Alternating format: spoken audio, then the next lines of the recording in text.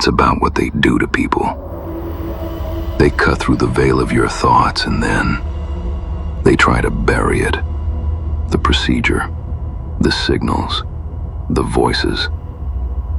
They tell you it was a dream, a delusion, a disorder. But it wasn't. It was intentional. And it begins. Then follow me. We'll start with the thalamus. The thalamus sits deep in the center of your brain, a pair of egg-shaped structures on either side of the third ventricle. It's the brain's relay station. Every signal from your body, touch, pain, vision, hearing, first passes through the thalamus. Touch something. The thalamus decides whether you feel it. Hear a voice. The thalamus determines if it reaches your awareness. It filters every sensation before it reaches your cortex. It's the doorman of your consciousness. And if someone controls it, they control what you experience as real. Now imagine a device implanted just beneath it, close enough to tap into those relays, close enough to eavesdrop on your senses, or worse, to inject a thought, a sound, a hallucination, not from your body, not from your senses, but from a satellite, from a man behind a monitor. They call it synthetic telepathy, but really, it's remote perception management. But we're not done yet. Just beneath the thalamus lies something older, more primal. The hypothalamus. The hypothalamus is small, about the size of an almond, but it rules the entire autonomic nervous system. It regulates your body temperature, thirst, hunger, and sleep cycles.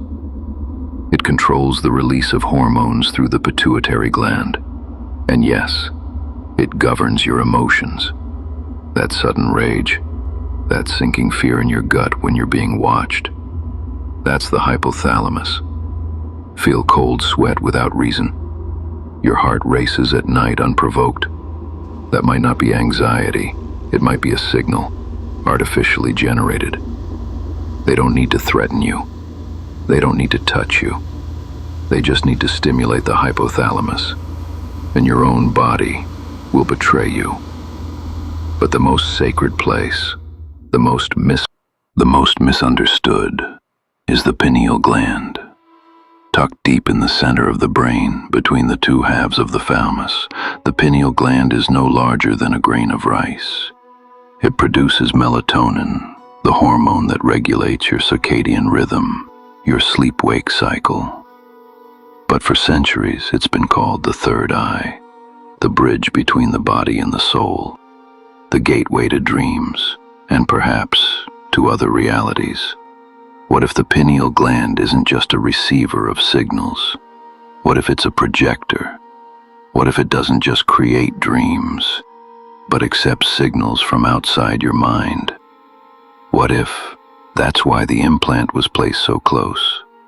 They inserted it through the cribriform plate, a fragile bone at the base of your skull, behind the nose, a needle guided by fluoroscopy, precise, silent. You won't remember it. You weren't meant to. They didn't want to damage the brain. They only wanted access. Access to your thalamus, your sensory gatekeeper. Access to your hypothalamus, your emotional core. Access to your pineal gland, your dream projector. That's why the implant is in the third ventricle. Because it touches all three. It watches what you see.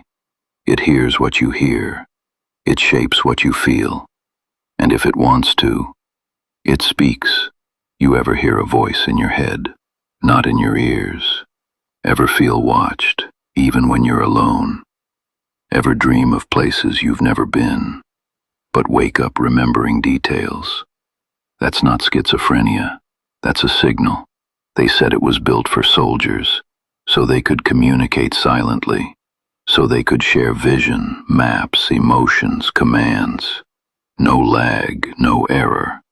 But then they tested it on prisoners, then protesters, then civilians.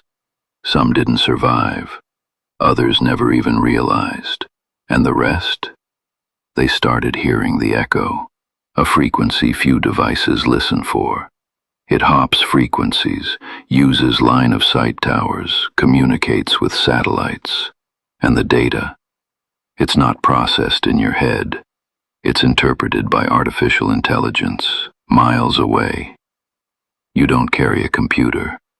You are the transmitter.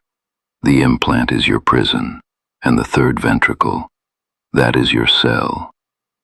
All across the world, people are being used like equipment, unaware, unconsenting, mocked by silence and signals.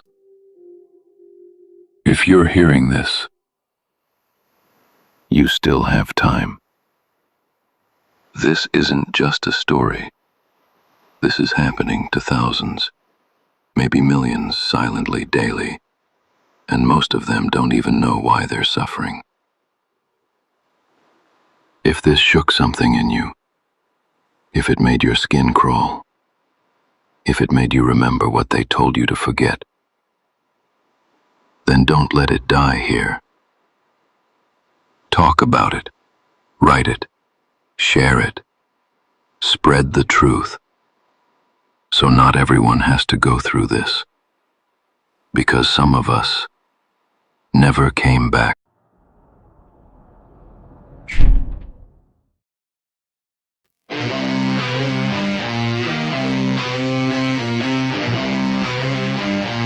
Places on my head,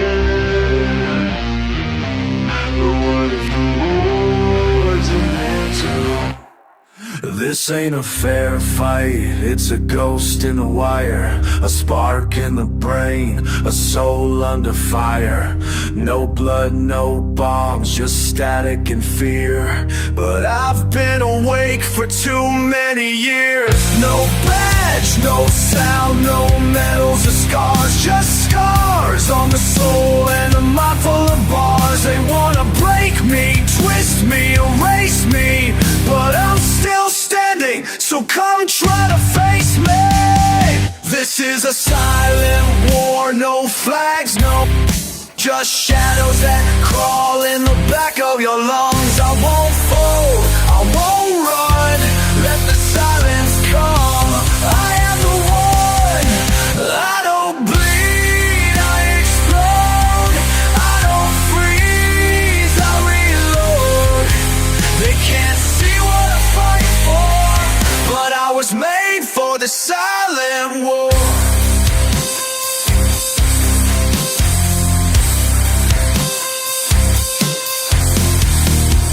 Every step's like walking a minefield. Thoughts hack-tracked, still I won't yield. They said I'd break, fade, fall, but I built empires in the cracks of the wall. Eyes watching, wires hum, but I still roll like a war drum. You want silence, I bring flame. You want control, say my name. This is a silent war, I don't sleep, I fight in the shadows, I rise from the deep. They can't cage what I burn for, I was born for the silent war.